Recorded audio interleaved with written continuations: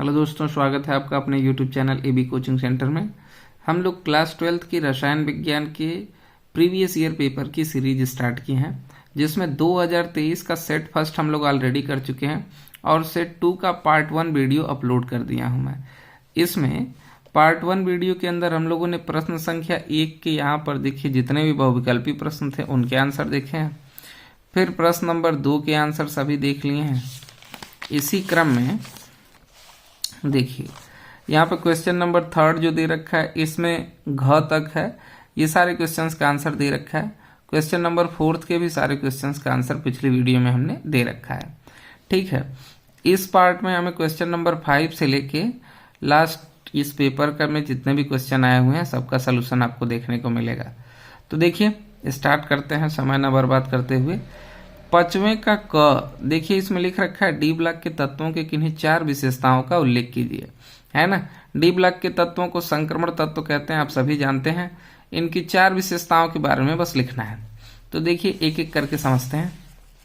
यहाँ देखिए कॉपी के अंदर हमने लिख रखा है कि डी ब्लॉक के तत्वों की विशेषताएं।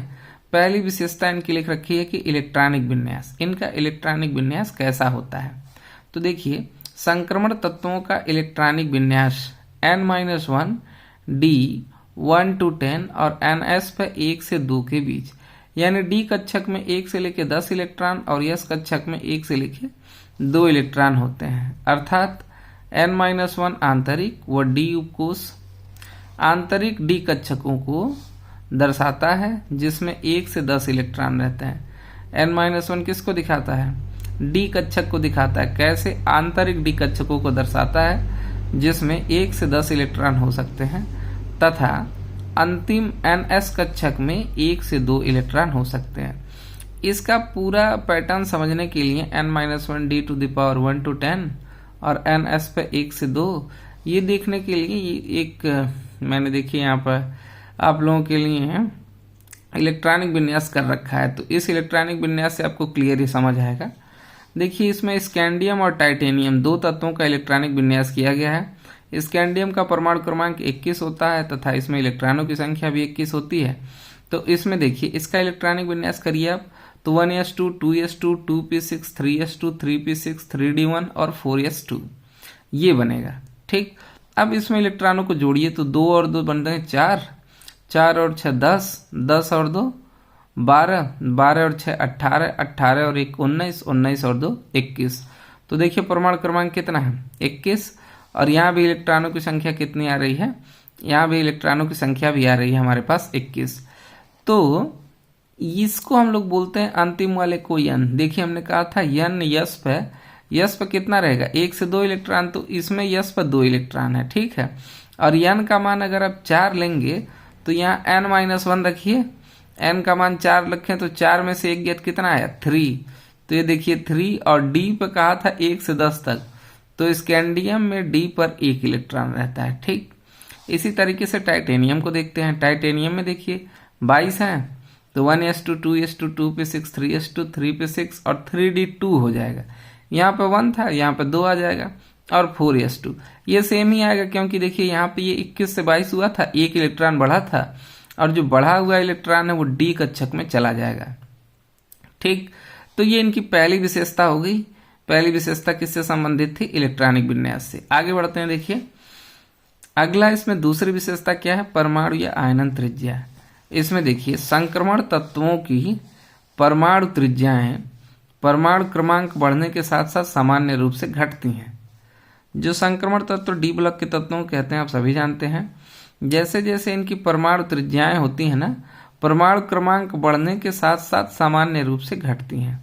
प्रथम श्रेणी में त्रिज्या स्कैंडियम से क्रोमियम तक धीरे धीरे घटती है तथा क्रोमियम से कॉपर तक लगभग स्थिर रहती है। ठीक है, परमाणु क्रमांक जैसे जैसे बढ़ेगा, जैसे स्कैंडियम टाइटेनियम वेनेडियम, तो जैसे जैसे परमाणु क्रमांक बढ़ता जाएगा इनका, वैसे इनकी त्रिज्या क्या होगी?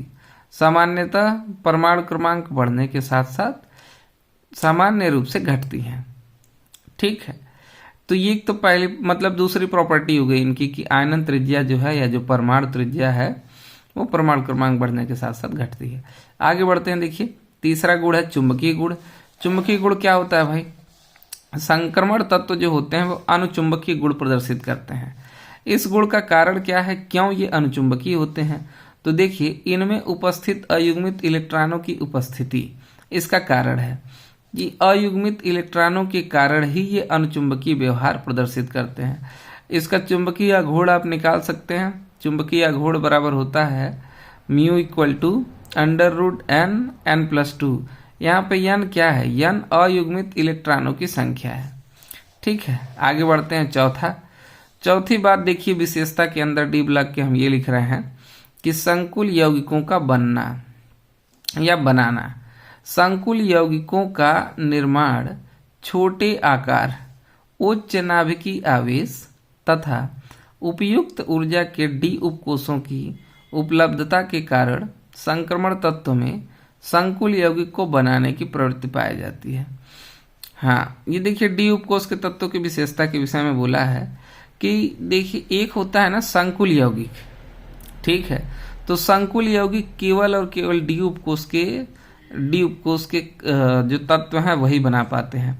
तो वही इसमें लिखा है, देखिए कि संकुल यौगिकों का निर्माण छोटे आकार, उच्च नाभिकीय आवेश तथा उपयुक्त ऊर्जा के डी उपकोषों की उपलब्धता के कारण संक्रमण तत्व में संकुल यौगिकों को बनाने की प्रवृत्ति पाई जाती है। तो इसमें देखिए 4 लिखा था और आप देख सकते हैं यहाँ पे हमने चारों के विषय में डिस्कस कर दिया। पहला इलेक्ट्रॉनिक विन्यास, दूसरा परमाणु त्रिज्या, उसके बाद चुंबकीय गुण, उसके बाद क्या लिखा है? संकुल यौगिकों का निर्माण। ठीक, आगे बढ़ते हैं। अब देखिए अगला क्वेश्चन क्या दिया है अपने पास। अगला क्वेश्चन दिया है, फिनाल अम्लीय गुण प्रदर्शित करता है लेकिन एथेनॉल लगभग उदासीन होता है। तो इसका आंसर क्या लिखोगे आप लोग? आइए इसको भी समझते हैं। देखिए यहाँ पे देखिए आप लोग, लिखा है फिनाल तथा एथेनॉल में अम्लता की तुलना। एथेनॉल की तुलना में फिनाल अधिक अम्लीय होता है। इसका कारण क्या है भाई? लिखा है इसका कारण यह है कि फिनाल से एक प्रोटॉन निकल जाने पर प्राप्त फिनॉक्साइड आयन अनुनाद द्वारा अस्थायित्व प्राप्त कर लेता है, जबकि एथेनॉल से एक प्रोटॉन निकलने पर एथॉक्साइड आयन बनता है और ये एथॉक्साइड आयन जो होता है ये अस्थायी नहीं होता है। फिनाल ना रेजोनेंस स्ट्रक्चर यानी अनुनादी संरचना प्रदर्शित करता है। कैसे? देखिए इसको थोड़ा सा समझते हैं। देखिए ये एक बेंजीन रिंग था, ठीक है, बेंजीन रिंग है। बेंजीन रिंग में O और H अगर जुड़ा हो तो वो फिनाल होता है। आप जानते हैं O के साथ कौन जुड़ा हो? H। तो जब H यहाँ से हटा है तो यहाँ पे माइनस चार्ज छोड़ गया है, ठीक। तो होता क्या है, अगर मान लीजिए ये वाला बॉन्ड टूट जाए, ये वाला आबंध टूटेगा तो एक इलेक्ट्रॉन यहाँ आ जाएगा और एक इलेक्ट्रॉन यहाँ आ जाएगा। तो यहाँ जो इलेक्ट्रॉन आएगा वो ऊपर वाले इलेक्ट्रॉन के साथ जुड़ के एक सहसंयोजी आबंध बना लेगा। तो ऊपर में देखिए दूसरे स्टेप में इसका बॉन्ड डबल हो जाएगा, ठीक। और ये वाला बंध तो टूट गया है तो यहाँ का इलेक्ट्रॉन तो बंद बना लिया, लेकिन यहाँ वाला इलेक्ट्रॉन वैसे ही है। तो यहाँ का इलेक्ट्रॉन वैसे ही है, इसलिए यहाँ पर नेगेटिव चार्ज आ गया। बात समझ आई? अब ध्यान दीजिए, उसके बाद ये वाला था, ये बॉन्ड है ना। तो जब ये आबंध और ये आबंध आपके बन रहे हैं और यहाँ पे क्या आ रहा है? Negative charge. अब क्या होगा ना, ये वाला बॉन्ड टूटेगा। देखिए जब ये वाला आबंध टूटेगा तो एक ठो इलेक्ट्रॉन यहाँ आएगा और एक ठो इलेक्ट्रॉन यहाँ आएगा, है ना।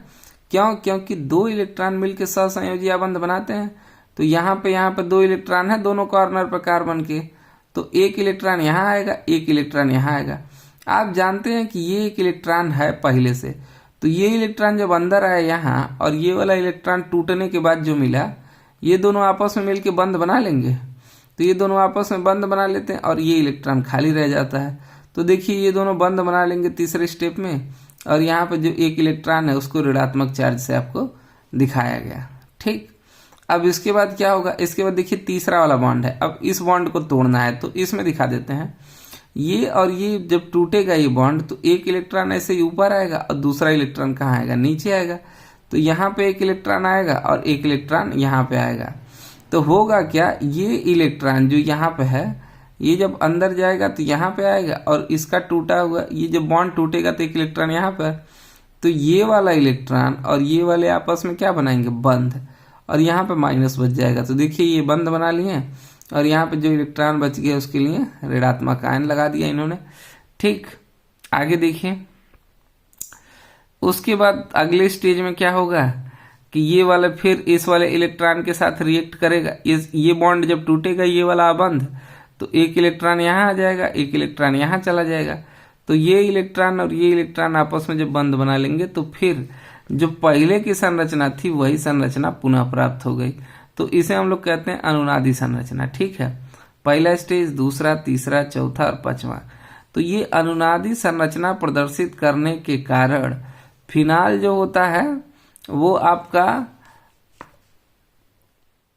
जो फिनाल होता है वो ज्यादा अम्लीय प्रकृति का होता है। ठीक, एथेनॉल के केस में देखते हैं। देखिए ये एथेनॉल है, CH3 CH2 और OH, ये एथेनॉल है। इसको H2O से रिएक्ट कराइए तो क्या बनाएगा, CH3 CH2O- और फिर H3O+, ये बनाएगा इस तरीके से प्रोटॉन निकालने के बाद। तो प्रोटॉन जब निकालेंगे और इस तरीके का ये इस यौगिक बना रहे हैं तो ये यौगिक एक्चुअल में संभव नहीं होते हैं। और एक चीज और है कि ये अस्थाई भी नहीं होता है। अब देखिए ऊपर लिखा भी होगा, यहाँ पर देखिए यहाँ लिखा है, जबकि एथेनॉल से एक प्रोटॉन निकालने पर एथॉक्साइड आयन बनता है और अस्थाई नहीं होता है। ठीक, तो जब ये अस्थाई नहीं है तो इसलिए इसकी प्रकृति ज्यादा अम्लीय नहीं होती है। फिनाल इसकी तुलना में अधिक अम्लीय होता है। क्यों? क्योंकि ये रेजोनेंस स्ट्रक्चर को शो करता है, अनुनादी संरचना। ठीक, चलिए आगे बढ़ते हैं। देखिए अगला क्वेश्चन क्या है। अगला क्वेश्चन आपके सामने दे रखा है ये CH3 CH2O CH2 CH2 CH3 का IUPAC नाम। तो देखिए इसमें कार्बन कितने हैं, 2, और हाइड्रोजन कितने हैं, 3 और 2 5। तो इसको C2H5 भी लिख सकते हैं। कार्बन 2 और H कितने, 3 2 5, तो C2H5। और उसके बाद यहाँ देखिए ये CH2 CH2 CH3, इसमें कार्बन कितने हैं, 1 2 3, 3 कार्बन है और हाइड्रोजन 2 2 4 और 3 कितने आएंगे, 7। तो ये देखिए C2H5O और C3H7। ठीक, ये तो आपको पता है ईथर है। ईथर 2 प्रकार का होता है, एक सममित एक असममित। एक होता है ROR और एक होता है ROR'। देखिए ये ईथर है तो बोला इसका IUPAC नाम लिखिए। तो IUPAC नाम में लिखना क्या है, देखिए जब मैं वही कह रहा था कि ये कार्बन जुड़ेंगे तो कार्बन क्या ठो बना, 2 ठो, और H3 और H2 कितने बने, H5। और ऑक्सीजन के केस में जब आप चेक करोगे ये ऑक्सीजन था तो ये ऑक्सीजन रह गया, और ये C कितने बने, 3, और 2 2 4 3 7। तो हाइड्रोजन कितने बनना है, 7। तो इस वाले को C2H5 को हम क्या बोलते हैं, एथेन। और इस वाले को अगर अलग रहता तो इसको क्या बोलेंगे, एथेन। और ये एक्चुअल में एथिल ग्रुप है, R है। और ये C3H7 ये क्या है, ये प्रोपिल ग्रुप है। ठीक है, तो इसको आप लिख सकते हैं, इसका नाम एथेन है तो आप लिखेंगे एथॉक्सी। क्यों? क्योंकि ये जो है ईथर है तो इसको आप लिख दिए एथॉक्सी। C2H5 को एथॉक्सी और C3H7 को प्रोपेन। तो IUPAC नाम इनका बन गया एथॉक्सी प्रोपेन। ठीक, चलिए आगे बढ़ते हैं। अगला क्वेश्चन देखिए क्या दे रखा है। अगला ये रहा, अगला रहा आपका, इसका नाम लिख लिए हम लोग। उसके बाद बोला चतुष्फल की रिक्तियां। तो चतुष्फल की रिक्तियां तो कट गया है, स्टार मार्क्स कर दिया है। उसके बाद बोला है कि 0.1 मोल सांद्रता वाले यूरिया तथा 0.1 m NaCl विलयन के में किसका पराशर दाब अधिक होगा, कारण स्पष्ट कीजिए। तो ये तो अच्छा क्वेश्चन है, देखते हैं। देखिए पराशरण दाब जो होता है ना, पराशरण दाब पाई इक्वल टू होता है ICRT, जहां I वांट ऑफ गुणांक होता है, C कंसंट्रेशन होता है सांद्रता, R आपका होता है गैस कांस्टेंट, और T होता है आपका टेम्परेचर। ठीक है, अब देखिए 2 चीज है, एक है आपका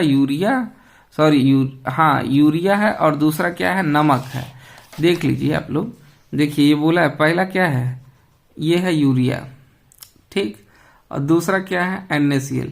दोनों की सांद्रता लेकिन समान है। ठीक है, एक है यूरिया एक है NaCl और दोनों की सांद्रता समान है। तो देखते हैं इसको, देखिए यहाँ पर इसमें क्या होगा, आई जो होता है 1/2 गुणांक, यूरिया के लिए यूरिया चूंकि आयनों में नहीं टूटता है तो ये कंप्लीट एक ही व्यवहार करेगा, तो इसके लिए 1/2 गुणांक का मान 1 होगा। ठीक है। और NaCl क्या है, नमक है, नमक को Na+ और Cl- आयनों में तोड़ देंगे तो ये कितने आयन बनना है, 2 आयन, तो इसलिए इसका 1/2 गुणांक कितना आ रहा है, 2 आ रहा है। अब आप देखिए पाई इक्वल टू होता है ICRT, हमने लिख रखा है ये, है ना, यहाँ पे पाई इक्वल टू ICRT लिख रखा है। अब आप देखिए ये कांस्टेंट है, ये R जो है ना, ये तो ताप है, निश्चित सॉरी गैस नियतांक का मान सदैव समान रहता है, और तापमान जो होगा, तापमान भी फिक्स होगा दोनों के लिए। तो गैस नियतांक और तापमान दोनों छोड़ दिया जाए तो जो परासरण दाब है वो किस पर डिपेंड कर रहा है, आई पे और सी पे, है ना। तो परासरण दाब हमने देखिए लिखा, पाई जो है वो प्रोपोर्शनल है किसके, आई और सी के। ठीक। उसके बाद देखिए होता क्या है, इन्होंने बोला है कि इन दोनों में से इनकी मोलरता, 1 मिनट में वापस क्वेश्चन दिखाता हूं तो आप ज्यादा अच्छे समझोगे। देखिए लिखा है सांद्रता इसकी कितना दी है, 0.1 m, इसकी भी सांद्रता कितनी दी है, 0.1 m। तो यहां पर रखते हैं थोड़ा सा, देखिए आई में जब इसका रखेंगे तो 1 आ जाएगा 1 और 0.1, तो 1 इंटू 0.1 कितना आएगा, 0.1। इसका जब रखेंगे 2, इसके आई का मान इसके लिए क्या होगा, 2, तो 2 और सांद्रता वही 0.1, दोनों की सांद्रता समान है, लिख रखा है। तो 2 गुणे 0.1 कितना आएगा, 0.2 हो जाएगा। तो एक बनेगा 0.1 और दूसरा बनेगा 0.2। या फिर सामान्यता ऐसे समझिए, सी दोनों में सेम है तो सी को हटा दीजिए, आई किसका ज्यादा है, NaCl का आई 2 है और यूरिया के लिए आई का मान 1 है, इसीलिए NaCl जो है वो आपका परासरण दाब इसका ज्यादा होगा और यूरिया का परासरण दाब कम होगा। बात समझ आई क्यों ऐसा हो रहा है। देखिए R और T को तो इस फॉर्मूले में छोड़ दीजिए, और C सांद्रता है, सांद्रता भी समान है, तो सांद्रता का गुणा मान लीजिए 2 का गुणा इसमें भी करें इसमें भी करें तो कोई फर्क थोड़ी आएगा, कोई अंतर नहीं आएगा यूरिया और नमक दोनों में 2 का गुणा करने पर, जैसे सांद्रता 2 हो तो। ठीक। तो समान सांद्रता की वजह से सांद्रता भी हट जाएगा, बचेगा क्या आपके पास, आई 1/2 पे सारी चीजें निर्भर कर रही हैं इसमें। तो यूरिया के लिए चूंकि 1 है और नमक के लिए 2 है, तो ज्यादा मान किसके लिए है, नमक के लिए, इसीलिए नमक का परासरण दाब ज्यादा आएगा और यूरिया का परासरण दाब कम आएगा। ठीक। चलिए भाई आगे बढ़ते हैं। अगला क्वेश्चन बोला है एथेनामीन के निम्नलिखित में से होने वाली अपक्रियाओं का संतुलित रासायनिक समीकरण लिखिए, एथेनामीन की। ठीक। अब देखिए किसके साथ, NaNO2 और तनु HCl के साथ, इसको भी लिख रखा गया है, देखिए समझते हैं इसको। यहां देखिए एथेनामीन की, 1 मिनट क्लियरिटी के साथ अब दिख रहा होगा आप लोगों को। यहां देखिए बोला है NaNO2 और तनु HCl के साथ अपक्रिया एथेनामीन, तो C2H5NH2 ये आपका एथेन है। C2H5 कहां से आ रहा है, एथिल ग्रुप है, एथेन से आ रहा है, और ये क्या है, एमीन है। एथेन और एमीन आपस में जुड़ के एथेनामीन है। ये NaNO2 और HCl के प्रेजेंस में क्या बनाएंगे, देखिए तो C2H5 रह जाएगा और यहां से क्लोरीन आके ना N2 के साथ जुड़ जाता है और ये हाइड्रोजन यहां से रिलीज हो जाता है, तो बचता क्या है, C2H5N, और हाइड्रोजन जब निकल जाएगा यहां तो क्लोरीन आके जुड़ जाएगा, तो C2H5N2 पे प्लस, N 1 है, एक N यहां से आता है तो क्या बनता है, N2 पे प्लस और क्लोरीन माइनस। ठीक है। ये एक्चुअल में आप देखें ना तो इसको आप एल्किल ग्रुप कहते हैं, तो ये होता है RN2X। ठीक, RN2X हो जाता है। अच्छा, इसमें से वापस H2O के साथ रिएक्ट कराइए, तो H2O के साथ जब रिएक्ट कराएंगे आप तो इसमें क्या होगा कि H+ OH- आयन और H+ आयन दोनों उपस्थित है, तो OH- आयन जो रहेगा ये इसके साथ रिएक्ट करके C2H5OH बना लेगा। पूरी समीकरण को अगर हम लोग लिखा जाए तो पूरे समीकरण में देखिए C2H5 है और H2O में से क्या निकला आपका, H2O में से निकला OH, तो C2H5OH के साथ तो C2H5OH बना लिया। अब बचा क्या इसमें से, H2O में से OH निकल गया तो H प्लस बचा, OH प्लस क्लोरीन के साथ मिलके HCl बना लेगा और साथ साथ डाई नाइट्रोजन यानी N2 गैस रिलीज हो जाएगी। तो आप यहाँ प्लस में N2 और फिर प्लस HCl लिख सकते हैं, लेकिन चूंकि रिएक्शन इतना ही करना था तो हमने ये लिख लिया है। ठीक है, अगला देखिए, अगला उसी क्वेश्चन में बोला था कि हिंसबर्ग अभिकर्मक। ठीक है, देख लीजिए आप लोग क्वेश्चन एक बार देखिए। बोला है हिंसबर्ग अभिकर्मक के साथ एथेनामीन का रिएक्शन है ना, किसके साथ, हिंसबर्ग अभिकर्मक। तो देखिए बोला है हिंसबर्ग अभिकर्मक के केस में कि बेंजीन सल्फोनिल क्लोराइड, ये क्या है बेंजीन, ये SO2 सल्फोनिल और ये क्लोराइड। ठीक है, बेंजीन SO2 क्या हो गया, सल्फोनिल और क्लोराइड। तो वही बेंजीन सल्फोनिल क्लोराइड और प्राथमिक इमीन की अभिक्रिया से N ethyl benzene sulfonyl amide प्राप्त होता है। ठीक है, हिंसबर्ग अभिकर्मक में ये लिखना है आपको। तो देखिए ये आपका रहा बेंजीन रिंग और इससे जुड़ गया SO2, तो बेंजीन सल्फोनिल हो गया और Cl आ गया तो क्लोराइड, तो बेंजीन सल्फोनिल क्लोराइड ये बन गया। और ये तो आप देख पा रहे हैं कि NH2 है और C2H5 है, तो ये क्या है, ये प्राथमिक एमीन है। ठीक है, NH2 और C2H5 प्राथमिक एमीन है। होता क्या है देखिए, ये क्लोरीन जो है ना इस H के साथ अभिक्रिया करके चला जाता है, किसके साथ, क्लोरीन H के साथ रिएक्ट करके अलग हो जाता है। तो जब ये H के साथ अलग हो जाएगा, क्लोरीन H और Cl निकल जाएंगे, तो यहाँ पे एक इलेक्ट्रॉन बचेगा है ना, और यहाँ पे एक इलेक्ट्रॉन, यह बंध टूटेगा तो एक इलेक्ट्रॉन यहाँ आएगा, एक इलेक्ट्रॉन यहाँ आएगा। ये हाइड्रोजन और नाइट्रोजन के बीच का बंध जब टूटेगा तो एक इलेक्ट्रॉन यहाँ आएगा, एक इलेक्ट्रॉन यहाँ आएगा। तो हाइड्रोजन का इलेक्ट्रॉन और क्लोरीन का इलेक्ट्रॉन आपस में क्या करेंगे, जुट जाएंगे। तो क्लोरीन और हाइड्रोजन आपस में जुट के क्या बना लेगा, HCl। HCl को अलग कर दीजिए, यहाँ पे HCl देखिए अलग हो गया। तो यहाँ पे जो एक इलेक्ट्रॉन बचा है और नाइट्रोजन का एक इलेक्ट्रॉन और सल्फर का एक इलेक्ट्रॉन, ये दोनों आपस में सहसंयोजी बंध बना के जुड़ जाएंगे। तो ये जो बाहर की संरचना है इसके इधर देखिए वो सेम टू सेम यहाँ भी बनी है, benzene ring, yes, double bond oxygen ऊपर भी और नीचे भी, और उसके तुरंत क्या जुड़ गया है, यस के बाद क्लोरीन था, क्लोरीन हट गया तो कौन जुड़ा, N जुड़ गया।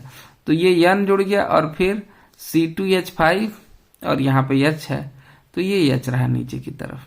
ठीक, तो हिंसबर्ग अभिकर्मक में ये आपको रिएक्शन लिखना है। आगे बढ़ते हैं, देखिए अगला क्वेश्चन क्या दे रखा हम लोगों को। अगला क्वेश्चन देखिए, बोला 6वें का क पे स्टार मार्क्स लगाया है तो कट गया है ना, 6वें का अथवा करके भी स्टार मार्क्स लगाया तो वो भी कट गया।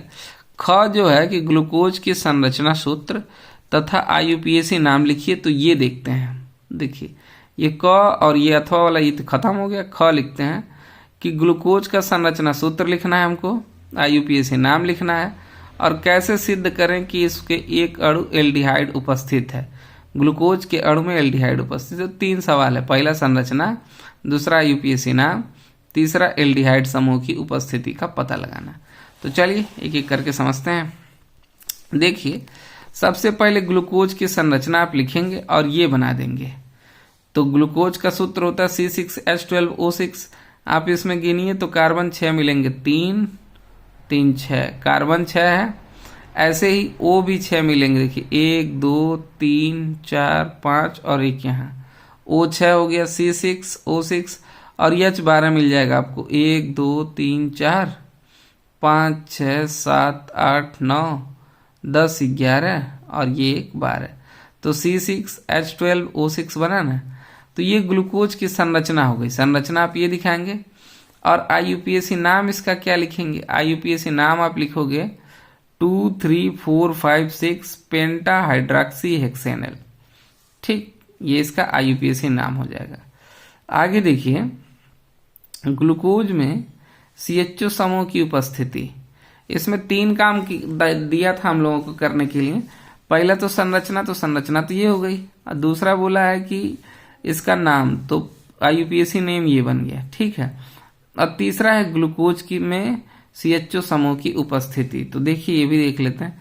इसमें बोला है कि ग्लूकोज फेलिंग विलयन एवं टालेन अभिकर्मक को अपचयित करता है। ये तभी अपचयित करेगा जब इसमें CHO ग्रुप होगा। अब देखिए इससे संबंधित ये रिएक्शन आप लिख लीजिए। इस रिएक्शन से प्रूफ हो जाता है कि CHO इसमें है। देखिए ये CHO और CHOH का होल 4 और CH2OH, इसमें घबराने वाली बात नहीं है। देखिए ये CHO जो था ना ऊपर, वही CHO यहाँ पे दे रखा है।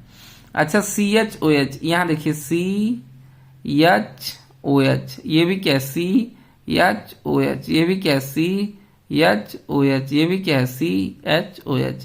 कितने हैं 1 2 3 4, तो वही CHOH के होल 4 लिख दिया, ठीक है। इन चारों को एक साथ लिख दिया और नीचे क्या लिख दिया है CH2OH, तो नीचे CH2OH लिख दिया प्लस 2 CuO के साथ रिएक्ट करा दीजिए। CuO के साथ रिएक्ट कराएंगे तो यहाँ पे ऑक्सीजन आके आपका ऐड हो जाएगा, तो CHO है ये किस में कन्वर्ट हो जाएगा COOH, कार्बोक्सिलिक ग्रुप में कन्वर्ट हो रहा है। तो जब इसमें एल्डिहाइड समूह है तभी तो ये कार्बोक्सिलिक में कन्वर्ट हो रहा है। जब ये कार्बोक्सिलिक ग्रुप बनता है तो प्रूफ हो जाता है कि यहाँ पे एल्डिहाइड पहले से था, तभी ये कार्बोक्सिलिक ग्रुप यहाँ बन पा रहा है, ठीक है। आगे देखिए बाकी ये नीचे वाला स्ट्रक्चर तो वही सेम टू सेम रहेगा, और जो यहाँ CH2OH लिखा है वही यहाँ भी रहेगा प्लस Cu2O, ठीक, रेड PPT। तो ये 6वें क्वेश्चन का आंसर हो गया आपके समक्ष। आगे देखते हैं 6वें का ख कर लेंगे हम लोग। अच्छा निम्नलिखित में संक्षिप्त टिप्पणी लिखिए, ये भी दिया है। तो पहला क्या है प्रोटीन के विकृतीकरण, दूसरा है ज्विटर आयन, और तीसरा क्या है प्रोटीन के उपयोग।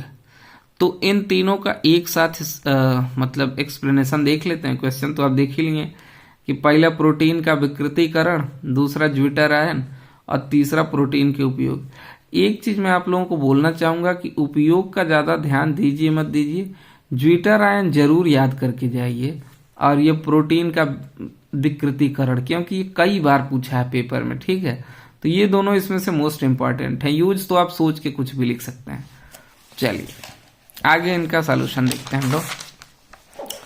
देखिए आप लोगों के लिए बड़े मेहनत से सारी चीजों को तैयार किया गया है, तो अगर पॉसिबल हो, पॉसिबल तो है ही है, वीडियो को आप लोग देखते हैं तो लाइक भी किया कीजिए और दोस्तों तक शेयर भी किया कीजिए, क्योंकि बहुत मेहनत से बन रही है ये वीडियो।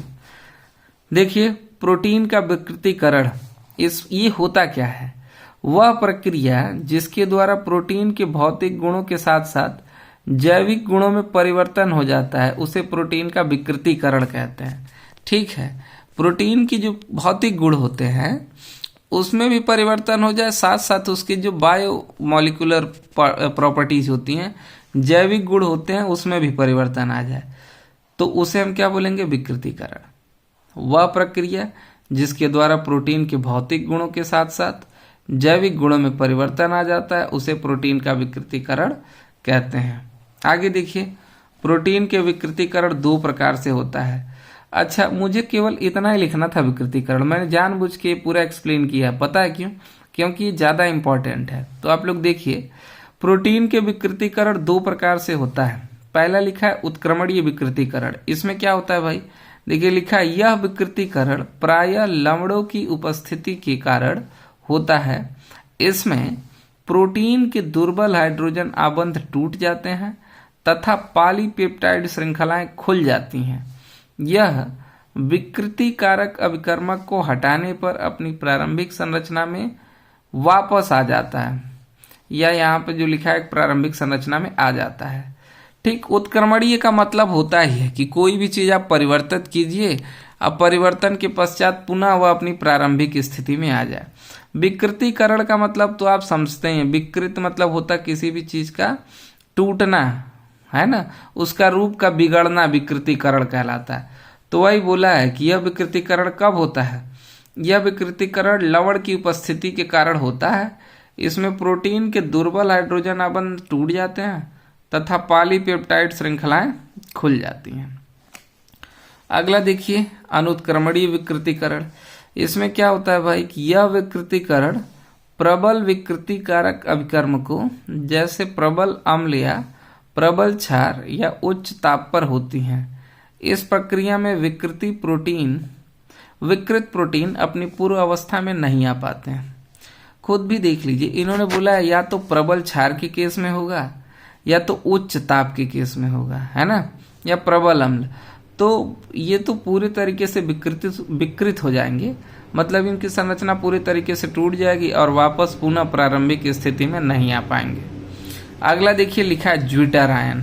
ज्विटर आयन क्या होता है भाई, यह देखिए, ये जरूरी टॉपिक है। ये भी जिन एमिनो अम्लों में एक NH2 मतलब अमोनियम ग्रुप और दूसरा COOH यानी कार्बोक्सिल समूह होता है, उनके जलीय विलयन लगभग उदासीन होते हैं। इसका कारण क्या होता है कि ये NH2 और COOH आपस में विपरीत स्वभाव के होते हैं, तो ये दोनों जब आपस में मिलते हैं ना तो एक दूसरे को उदासीन कर देते हैं। तो देखिए वही लिखा होगा कि NH2 और COOH विपरीत स्वभाव के होते हैं तथा एक दूसरे को उदासीन कर देते हैं। तो देखिए ये NH2 है, ये C है, ये आपका एल्किल ग्रुप है और ये COOH और H। ठीक, ये उत्क्रमणीय अभिक्रिया का चिन्ह लगा और जलीय विलयन लेना है, इसलिए इसमें क्या लिए, जल। तो ये H2 जो था ना, यहाँ पे एक हाइड्रोजन और आ गया, इसका हाइड्रोजन इस पर ट्रांसफर हो गया, यहाँ का एक H इस पर ट्रांसफर हो गया, तो NH3 प्लस बना लिया ये, और प्लस सिंगल बॉन्ड, बाकी सब वही है H R। तो यहाँ भी देखिए H और R वही है, और ये H इधर ट्रांसफर हो गया तो क्या हो गया COO माइनस, है ना। इसी को हम लोग ज्विटर आयन कहते हैं इसको। ठीक है, इसमें देखिए दोनों ग्रुप है, NH2 भी और COOH। विपरीत स्वभाव होने के कारण एक दूसरे को क्या कर रहे हैं, एक दूसरे को उदासीन कर दे रहे हैं। ठीक, तो ज्विटर आयन बिल्कुल ध्यानपूर्वक आप लोग याद करके जाएंगे। आगे बढ़ते हैं हम लोग। अगला था प्रोटीन का उपयोग, आप लोगों को याद होगा। देखिए प्रोटीन का उपयोग, तो उपयोग में मैंने कहा था ये तो आप सोच के भी कुछ भी लिख सकते हैं। देखिए प्रोटीन क्या करता है भाई, तो हमने लिखा है कि प्रोटीन जो है रक्त, त्वचा, मांसपेशियों तथा हड्डियों की कोशिकाओं के विकास के लिए आवश्यक होता है। ठीक, जंतुओं के शरीर के लिए कुछ आवश्यक प्रोटीन एंजाइम, हार्मोन ढोने वाला, संरचनात्मक एवं सुरक्षात्मक प्रोटीन है। आप लोग सामान्यतः सुने ही हैं कि जो लोग जिम वगैरह जाते हैं सब उनको बोलते हैं कि प्रोटीन खा के बॉडी बनाया है। तो प्रोटीन से क्या होता है, प्रोटीन से देखिए रक्त में, त्वचा की मांसपेशियां हैं, हड्डियों की कोशिकाओं हैं, इन सब के डेवलपमेंट के लिए प्रोटीन की आवश्यकता होती है। ठीक, तो वही लिखा है कि ये आवश्यक जो प्रोटीन होते हैं वो एंजाइम और हार्मोन को ढोने वाले भी होते हैं, साथ साथ संरचना और सुरक्षात्मक प्रोटीन होते हैं। अच्छा एक चीज और है, रक्त आप सोच रहे होंगे, तो रक्त में जो RBC होता है, रेड ब्लड सेल, वो RBC में हीमोग्लोबिन होता है। तो हीमो प्लस ग्लोबिन, ग्लोबिन जो होता है ना वो एक प्रोटीन होता है।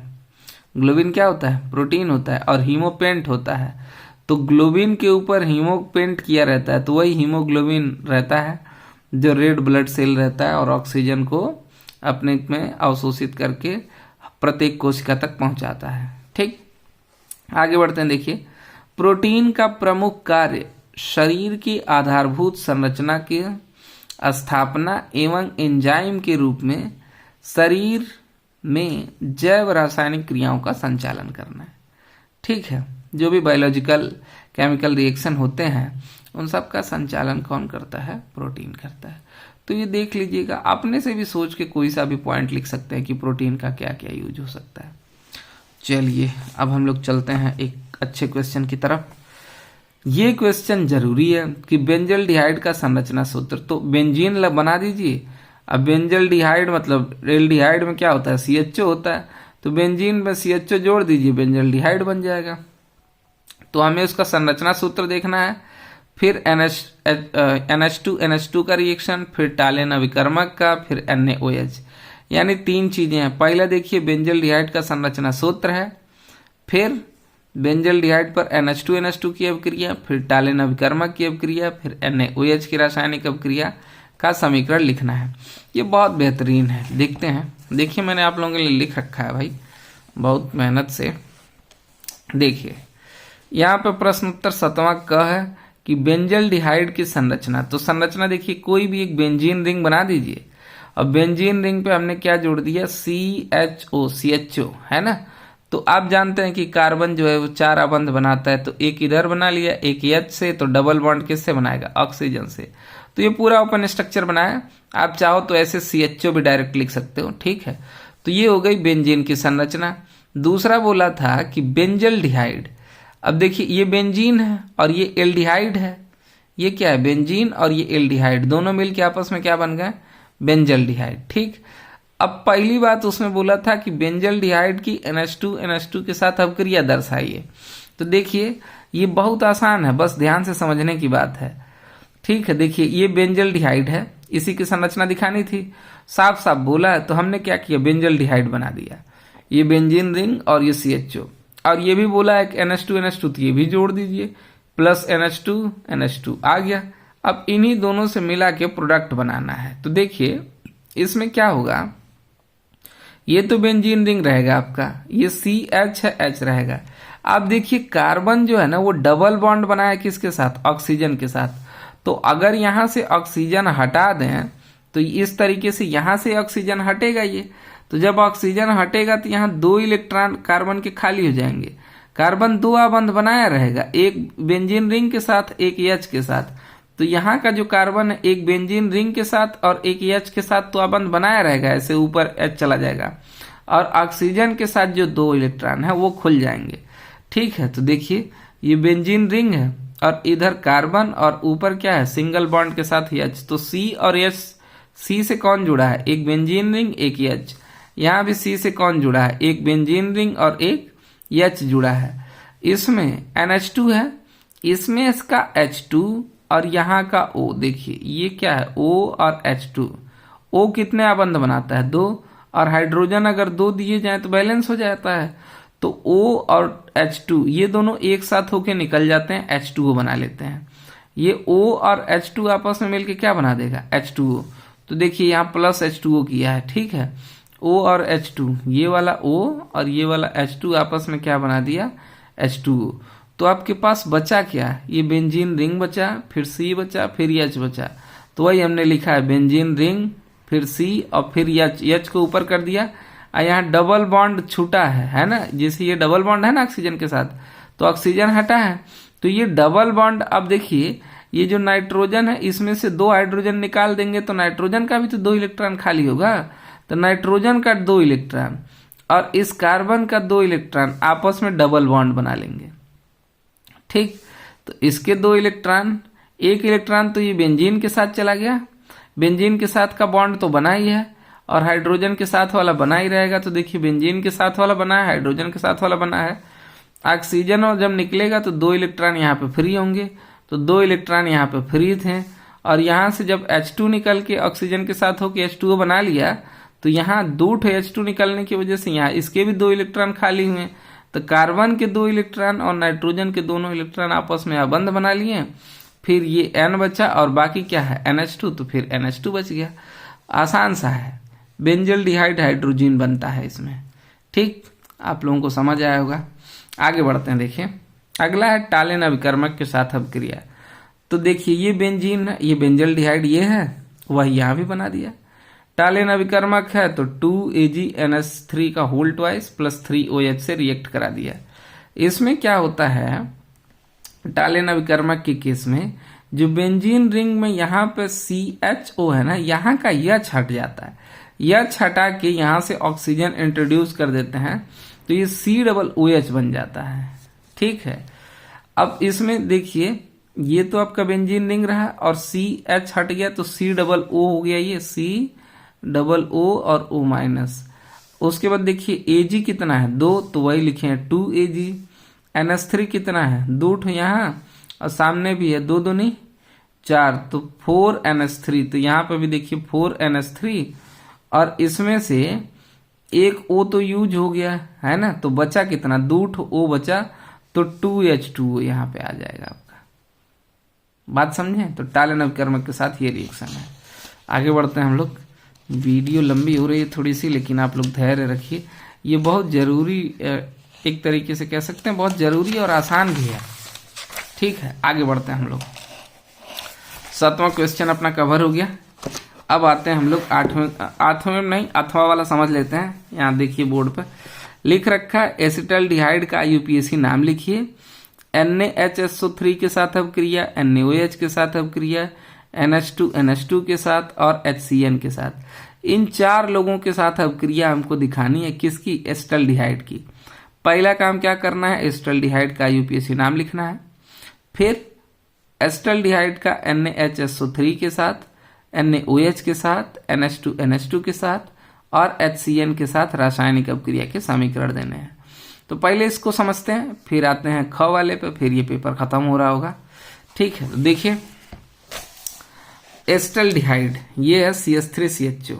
आप लोग देख पा रहे होंगे एसिटल्डिहाइड जो है वो CH3CHO है। तो इसमें कार्बन कैट है, देखिए 2 ठो, तो 2 कार्बन हो तो क्या लिखते हैं? एथ, है ना। और CHO अगर है एल्डिहाइड तो उसके लिए क्या लिखते हैं? नल। तो इसका IUPAC नाम हो जाएगा एथेनल। तो पहला तो काम हो गया, जो बोला था IUPAC नाम लिखने के लिए, तो IUPAC नाम क्या होता है? एथेनल होता है। उसके बाद देखिए बोला था कि NaHSO4 के साथ अभिक्रिया, है ना। किसके साथ? NaHSO4 के साथ।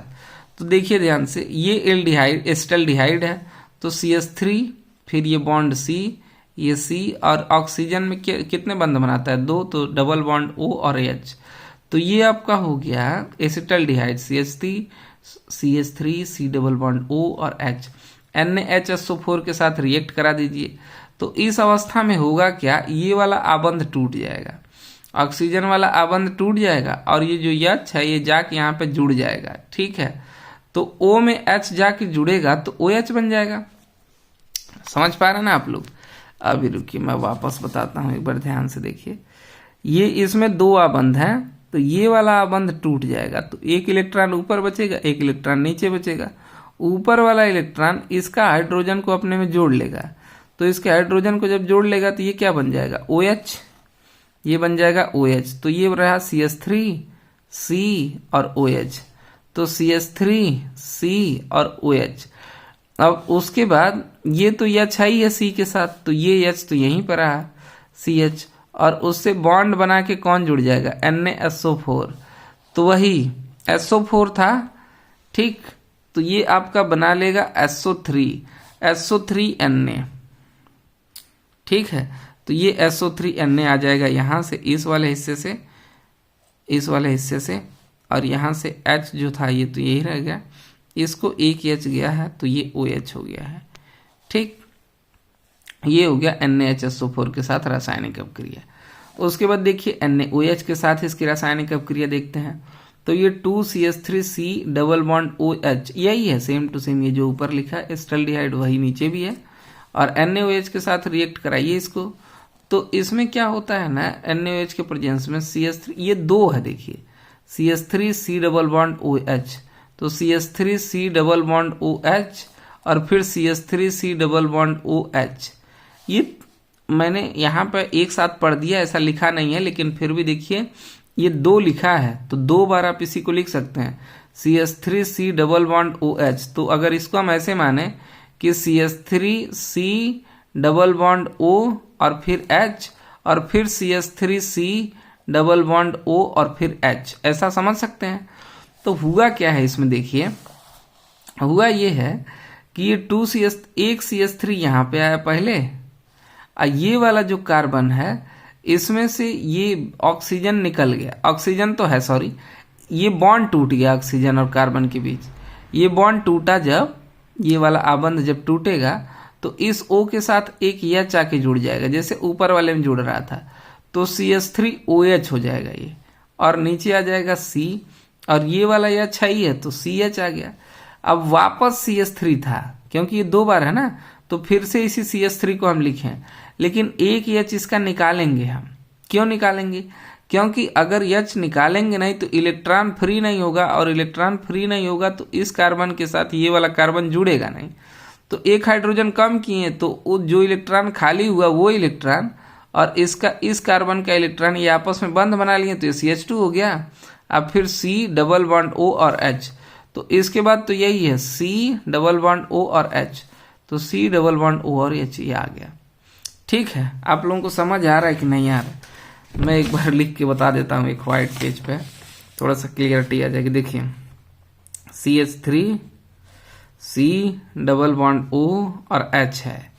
ठीक, इसको आगे हम इसको 2 बार लिखते हैं, तो 2 बार अगर हम लिखें तो ऐसा बन जाएगा ना, CH3C double bond O, sorry O यहाँ लिखते हैं, CH3C double bond O H plus CH3C double bond O और ये H। अब देखिए ये वाला बॉन्ड जब टूटेगा तो एक इलेक्ट्रॉन नीचे आएगा, एक इलेक्ट्रॉन ऊपर आएगा, और इसके अंदर का एक ठो हाइड्रोजन निकाल दीजिए। तो जब एक ठो हाइड्रोजन निकलेगा इसमें से तो एक इलेक्ट्रॉन इसका बचेगा और एक हाइड्रोजन के पास चला जाएगा, तो ये वाला हाइड्रोजन चला जाएगा O के पास, तो ये ऐसा हो जाएगा CH3 फिर C, फिर डबल बॉन्ड की जगह सिंगल बॉन्ड O रह गया, और O का जो एक ठो इलेक्ट्रॉन था इसके H के साथ जुड़ के OH बना लिया। फिर आपके पास कार्बन के साथ कितना H बचा, एक, तो ये बच गया CH। और देखिए यहाँ पे इलेक्ट्रॉन एक फ्री हुआ है और एक इलेक्ट्रॉन यहाँ पे फ्री है, ये इलेक्ट्रॉन और ये इलेक्ट्रॉन आपस में सहसंयोजी आबंध बना लेंगे, तो ये ऐसा फिर जुड़ जाएगा CH2। ठीक है, 3 था, 3 में से एक हाइड्रोजन निकल गया तो कितना बचा CH2, और फिर इसी को लिखिए तो C और डबल बॉन्ड O और H हो जाएगा कि नहीं हो जाएगा? हो जाएगा। तो वही इसमें लिखा है, देखिए CH3CH OH फिर CH2 फिर C डबल बॉन्ड O और H, वही हमने भी लिखा है यहाँ पे, देखिए बोर्ड कॉपी पे CH3CH OH और CH2 C double bond O और H। इसमें से H2O निकाल दीजिए आप, मान लीजिए पूरा OH ये वाला, और इसके अंदर का एक ठो H, कितना, एक H यहाँ से निकाल दीजिए H प्लस, और OH यहाँ से निकाल दीजिए, तो H और OH मिलके क्या बना देंगे, वाटर। तो यहाँ क्या बचेगा, देखिए यहाँ बचेगा CH3, अब फिर सिंगल बॉन्ड C और H, CH बच गया, और ये एक आबंध बनाया है CH के साथ इसमें से, तो जब इसका एक H निकल गया तो एक ठो इलेक्ट्रॉन इसका फ्री हो जाएगा। तो ये मान लीजिए हमने मान लिया यहाँ पे वो इलेक्ट्रॉन फ्री हुआ, इसमें से भी जब इसका OH ये वाला बंध टूटा, एक इलेक्ट्रॉन चला गया, तो एक इलेक्ट्रॉन यहाँ पे बच जाएगा कार्बन वाला, तो कार्बन वाला बंध यहाँ बच गया, तो ये मान लीजिए यहाँ आ गया, तो ये दोनों आपस में बॉन्ड बना लेंगे ऐसे, तो ये क्या बना लेंगे, बीच में डबल बॉन्ड आ जाएगा, तो CH3 CH double bond CH यहाँ तक आ गया, फिर बाद में क्या था C और डबल बॉन्ड O और H। ठीक है, ये रिएक्शन, तो ये आपका बन जाएगा CH3 CH double bond CH C double O H। तो वही देखिए आगे लिखा होगा CH3 CH double bond CH C double bond O और H। बात समझ आई? तो आप लोग ध्यान से देखेंगे तो समझ आ जाएगा। अगला देखिए HCN के साथ अब क्रिया, तो HCN के साथ क्या होगा भाई, CH3 C double bond O और H है, इसी की करानी HCN के साथ। तो ये तो बहुत आसान है, ये वाला बॉन्ड तोड़ दीजिए तो एक इलेक्ट्रॉन यहाँ फ्री हो जाएगा, एक तो यहाँ पे जो इलेक्ट्रॉन फ्री होगा उसको H दे दीजिए, तो ये क्या बना लेगा OH, है ना, तो CH3 OH बन जाएगा वो, सॉरी यहाँ पे देखिए ये क्या बन गया CH3 C double bond O और H, ये टूटेगा तो एक इलेक्ट्रॉन यहाँ एक इलेक्ट्रॉन यहाँ आएगा, तो H यहाँ चला जाएगा, तो क्या बनाएगा CH3COH CH3COH, और ये वाला H आपका है ही है, तो ये H आपका रह गया, और ये जो इलेक्ट्रॉन यहाँ फ्री हुआ, ये बंद टूटा तो एक ठो ऊपर गया एक ठो नीचे गया इलेक्ट्रॉन, तो ये इलेक्ट्रॉन यहाँ आ जाएगा और इससे CN जुड़ जाएगा, तो क्या बन जाएगा CN, तो ये बन जाएगा एसिटिल साइनोहाइड्रिन। ठीक, आगे बढ़ते हैं। अगला दिया था NH2 के साथ अवक्रिया, तो देखिए CH3C डबल बॉन्ड OH, यही आपका एसिटल्डिहाइड, इसी को लेके चलना है हम शुरू से, देखिए एसिटल्डिहाइड को CH3C डबल OH, तो इसका ओपन स्ट्रक्चर लगा लिए, NH2 कर दिए, ये पिछले वाले जैसा ही है सेम टू सेम, ये CH3 है C, और ये डबल बॉन्ड ऑक्सीजन पूरा हटा दीजिए और इसका H2 दे दीजिए, तो O और H2 आपस में मिलके क्या बना देंगे, H2O। तो देखिए यहाँ लास्ट में H2O बना है, ये O और H2 आपस में क्या बना देंगे, मिलके H2O। तो बचेगा क्या, CH3CH, तो CH3C और H बचा। और ये जो डबल बॉन्ड था तो 2 इलेक्ट्रॉन इसके फ्री हुए जब ये ऑक्सीजन निकल गया, तो और इसमें 2 हाइड्रोजन निकल गया तो नाइट्रोजन के भी 2 इलेक्ट्रॉन फ्री हुए। तो नाइट्रोजन का 2 इलेक्ट्रॉन और कार्बन का 2 इलेक्ट्रॉन आपस में सहसंयोजी आबंध बना देंगे। चूंकि 2-2 इलेक्ट्रॉन है तो डबल बॉन्ड बना देंगे। तो ये H2 तो निकल गया, N बचा है तो N हो गया। और दूसरा क्या है ये NH2, तो दूसरा NH2 आ गया। और ये O और H2 एक साथ मिलके क्या बना दिए, H2O। ठीक है, तो ये आपका हो गया NH2 के साथ अपक्रिया। अंतिम क्वेश्चन की तरफ बढ़ते हैं हम लोग। अब देखिए भाई लास्ट क्वेश्चन क्या है। लास्ट क्वेश्चन है, यहाँ पर दे रखा है कि क्लोरोबेंजीन Cl परमाणु क्लोरोएथेन की तुलना में कम क्रियाशील होते हैं। क्लोरोबेंजीन Cl2, क्लोरोबेंजीन का Cl2 के साथ तथा सांद्र H2SO4 के साथ होने वाले अब रासायनिक समीकरण। ये बहुत आसान है, ठीक है। इसको अलग से हम लोग ये बोलते हैं कि हाइलोजनन, और इसको बोलते हैं आप सल्फोनीकरण। हाइलोजनन और सल्फोनीकरण का लिखना है आपको रिएक्शन। और साथ साथ नीचे भी लिखा है, देखिए हेलोएरिन की इलेक्ट्रॉन रागी प्रतिस्थापन अपक्रियाएं, वुड्ज फिटिंग अपक्रियाएं, ग्रिग्नार्ड अपकर्मक का उपयोग, इन सब का तो सब एक ही जगह का है। मतलब इसको ना मैं बुक से ही दिखा देता हूं आप लोगों को। देखिए ये है इलेक्ट्रॉन रागी प्रतिस्थापन अपक्रियाएं, ठीक। देखिए ध्यान से, इलेक्ट्रॉन रागी प्रतिस्थापन अपक्रियाएं, इसमें बोला है कि हेलोएरिन बेंजीन की तरह सामान्य इलेक्ट्रॉन रागी प्रतिस्थापन अपक्रियाएं जैसे हैलोजनन, नाइट्रोकरण, सल्फोनीकरण तथा फ्रीडल-क्राफ्ट अपक्रियाएं देती हैं। हैलोजनन परमाणु के आंशिक निष्क्रिय होते हैं तथा इसका ऑर्थो और पैरा निर्देशकारी प्रभाव ही होता है। ये वाला, ये ऑर्थो है, ये पैरा पोजीशन है। तो कोई भी चीज जुड़ेगी तो या तो ऑर्थो पे या तो पैरा पे हमेशा, ठीक। तो वही बोला है इलेक्ट्रॉन रागी प्रतिस्थापन, ये हो गया। अब बोला था Cl2 क्लोरो का क्लोरोबेंजीन, तो यही है क्लोरोबेंजीन। देखिए बेंजीन रिंग और Cl क्लोरोबेंजीन है। इसका जब Cl2 के साथ अपक्रिया कराएंगे तो निर्जल FeCl3 की उपस्थिति में तो क्लोरीन या तो इसके पैरा पोजीशन पे जुड़ जाएगा। तो अगर पैरा पोजीशन पे जुड़ जाएगा तो ये आ जाएगा, इस तरीके से क्लोरीन यहाँ जुड़ेगा। या तो ऑर्थो पोजीशन यानी यहाँ पे जुड़ जाएगा, तो ऑर्थो पोजीशन पे क्लोरीन जुड़ेगा तो यहाँ, ठीक है। तो देखिए इसके 2 उत्पाद प्राप्त होते हैं, एक ही साथ दोनों मिलेंगे। Cl2 है ना, तो Cl2 एक बार Cl2 में से Cl यहाँ जुड़ेगा, एक बार Cl यहाँ जुड़ेगा। तो जब यहाँ जुड़ेगा तो इसको हम बोलेंगे पैरा पोजीशन, और यहाँ जुड़ेगा तो इसको हम लोग बोलेंगे ऑर्थो पोजीशन। तो ये आया आपका 1,4 डाइक्लोरोबेंजीन। काउंट करेंगे ऐसे 1 2 3 4, तो पहले पे और चौथे पे क्या है, क्लोरो है, तो 1,4 डाइक्लोरो, और ये बेंजीन है तो 1,4 डाइक्लोरोबेंजीन। ये मेन प्रोडक्ट होता है। और ये क्या है, ये आपका मतलब माइनर प्रोडक्ट होता है। ये मेजर होता है, माइनर मतलब मुख्य ये होता है, अल्प ये होता है। इसी तरीके से इस प्रक्रिया को ही नाइट्रोकरण कहते हैं। नाइट्रोकरण में क्या होता है, HNO3 यहाँ पे दिख नहीं रहा होगा आपको, ये NO2 है, ठीक है। और एक NO2 यहाँ भी जुड़ जाएगा इसमें, ठीक है। तो देखिए ऑर्थो और पैरा, ऑर्थो वाला अल्प इसमें भी रहेगा, अल्प इसमें भी था। पैरा वाला मुख्य उत्पाद यहाँ भी है, पैरा वाला मुख्य उत्पाद यहाँ भी है। तो हमारे सवाल में सिर्फ इसका बोला था कि एक तो क्लोरोबेंजीन का इसके साथ, और दूसरा ये वाला बोला था सल्फोनीकरण का। तो देखिए सल्फोनीकरण में, सल्फोनेशन में क्या होता है, क्लोरोबेंजीन है, इसका H2SO4 के साथ अपक्रिया कराइए तो ये बन जाएगा आपका ऑर्थो पोजीशन पे, SO3H जाके जुड़ जाएगा एक बार, और एक बार पैरा पे।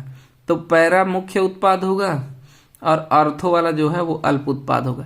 ये बहुत सामान्य और बहुत ही सरल रिएक्शन है क्लोरीन का। H2SO4 में SO3H जुड़ता है ऑर्थो और पैरा पे। अगर नाइट्रोकरण कराते हैं HNO3 से तो NO2 यहाँ और यहाँ जुड़ता है ऑर्थो पैरा पोजीशन पे। और अगर आप क्लोरीन Cl2 से रिएक्ट कराते हैं तो Cl यहाँ जुड़ता है और यहाँ जुड़ता है, इन दोनों का मिश्रण प्राप्त होता है, ठीक। 80% नियर अबाउट ये रहता है, सॉरी पैरा वाला रहता है, और 20% ऑर्थो वाला रहता है। तो ये कंडीशन हो गई। अगला था फ्रीडल क्राफ्ट अपक्रिया, है ना। तो फ्रीडल क्राफ्ट अपक्रिया भी आप लोगों को बता देते हैं यहीं, एक सेकंड। देखिए यहाँ पर नहीं, वुड फिटिंग अपक्रिया था। देखिए वुड फिटिंग अपक्रिया क्या होती है, एल्किल हैलाइड तथा एरिल हैलाइड का मिश्रण सोडियम के साथ शुष्क ईथर की उपस्थिति में गर्म करने पर एल्किल एरिन देते हैं तथा इसे वुड फिटिंग अपक्रिया कहते हैं। तो देखिए ये बेंजीन रिंग है, इससे हाइड्रोजन जुड़ा हुआ है, प्लस सोडियम और आर एक्स, ये अपक्रिया कराते हैं। तो ये यक्स जो है ना, ये यक्स और ये यक्स, ये 2Na आता है, तो Na के साथ यक्स दोनों चले जाते हैं और R जो है वो आके यहाँ लग जाता है। तो ये आपका बेंजीन रिंग हो गया और R जुड़ गया है। इसी रिएक्शन को हम लोग बोलते हैं वुड फिटिंग रिएक्शन। ठीक, तो फिर ये पूरा प्रश्न पत्र समाप्त होता है। अगले प्रश्न पत्र का सलूशन हम पुनः अगले वीडियो में आप लोगों के लिए करेंगे। ये वीडियो अच्छा लगा हो तो लाइक कीजिए, शेयर कीजिए, चैनल को भी सब्सक्राइब कीजिए। वीडियो को देखने के लिए धन्यवाद।